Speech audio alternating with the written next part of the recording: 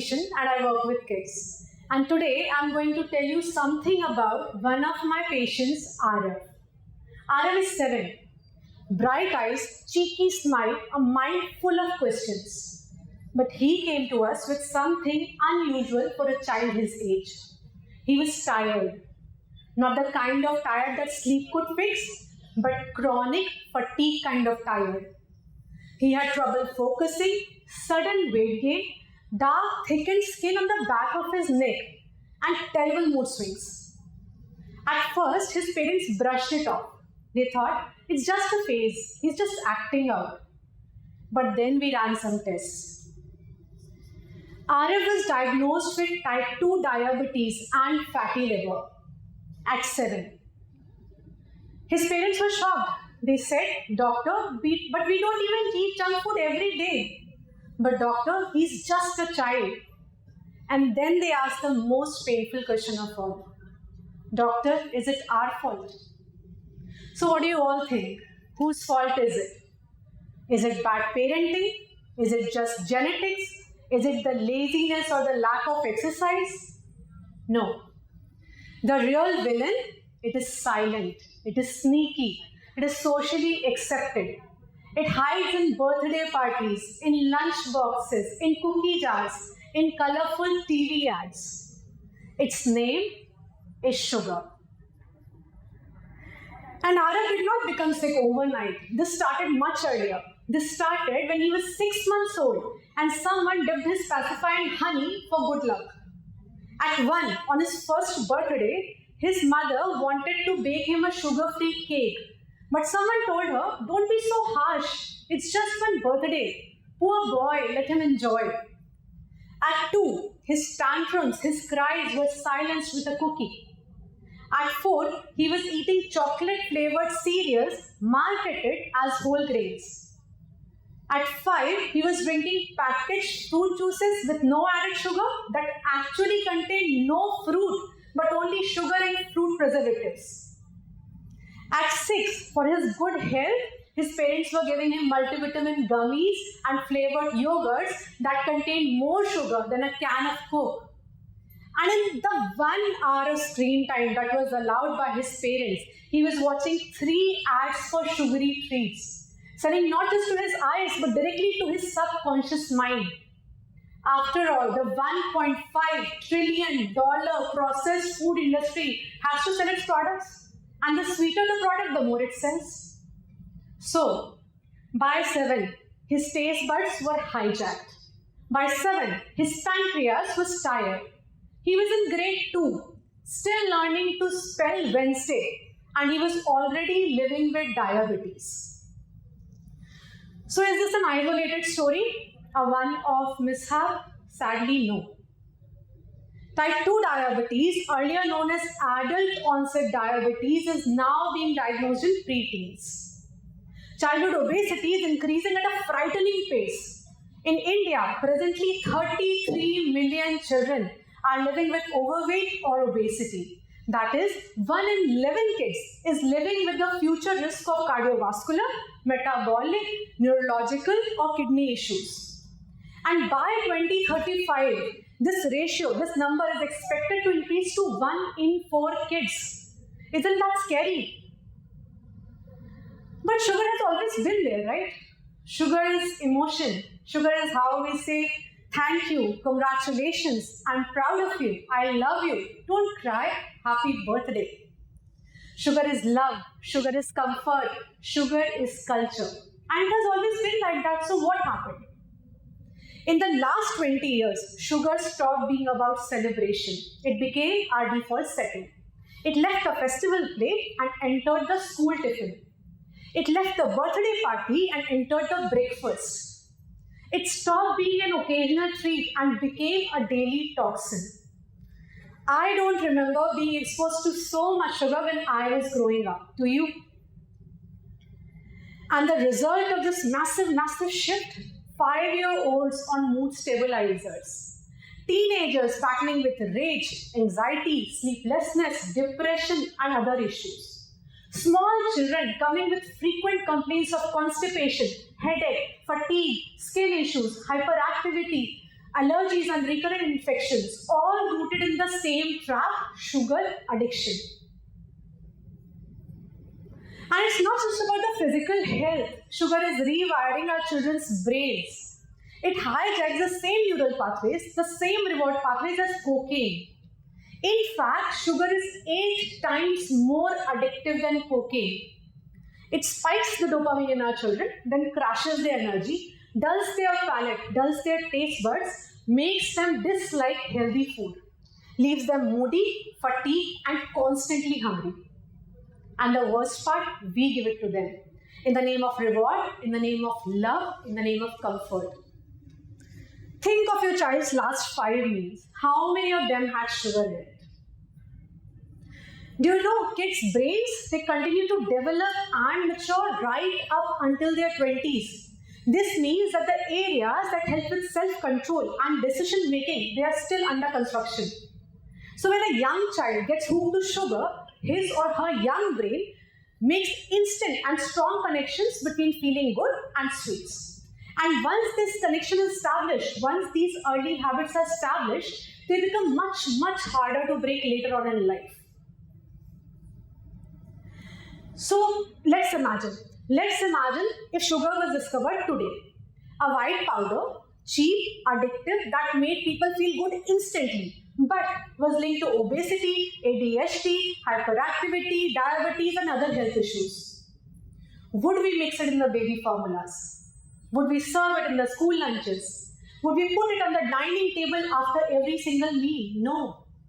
We would panic. We would regulate it. We would slap it with a hazardous to children warning label. And yet, we have normalized its presence in our children's lives. Would you hand over a cigarette to your 3-year-old? Or maybe pour them a glass of wine?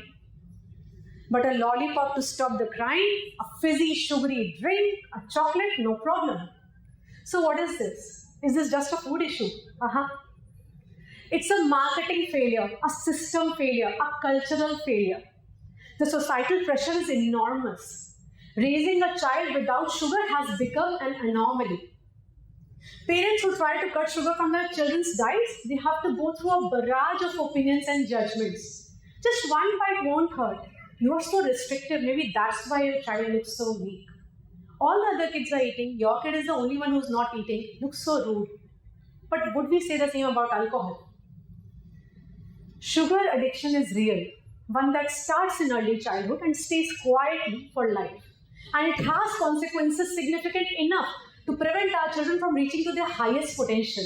We have got to stop this thing. Our children need us, and unless and until we do something to break this vicious cycle, they don't stand a chance. So what do? We begin with awareness and we act with intention. Children are incredibly resilient. Once truly supported, they can move mountains. So start with 6 steps. Stream. S-T-R-E-A-M. Stream. S. Scan the label. Spot the sugar. Sugar hides behind names. Sucrose, glucose, fructose, corn syrup, fruit concentrate. If you can spot sugar, glucose or honey in the first 3 ingredients, keep that product away from your child. T. Tame the trigger. Avoid keeping sugary products at your home. If you have a tub of ice cream in your refrigerator and you are expecting that your child should not demand it, then that's brutal. We don't want to test their willpower, we want to support them. R. Replace with real food. Offer home-cooked meals to your child. Try to replace the artificial sugar with dates, resins, figs, and fresh fruits. Offer protein in every meal and be consistent. E. Embody the example. Your child doesn't need a lecture. They need a role model. If you hate salads and you are expecting that your child is going to love them, then that's not going to happen. Eat what you would want them to eat. A. Allow in moderation. When I am saying no sugar, I don't mean never ever. I am saying not every day, not every mood, not every meal. Once in 2 weeks, once in 3 weeks is okay.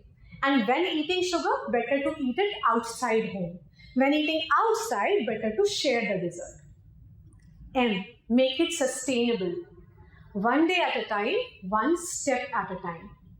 Now try to do this for 10 days. At our clinic, we call it the 10-day sugar-free challenge.